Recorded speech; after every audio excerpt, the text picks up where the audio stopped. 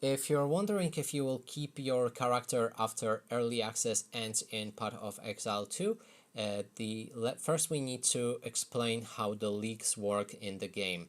So from time to time there will be a leaks in this game, which will include a special event in the game, and each time you create a character for a league, it will be stuck on that specific league, and you won't be able to share items between different characters with the character from that league.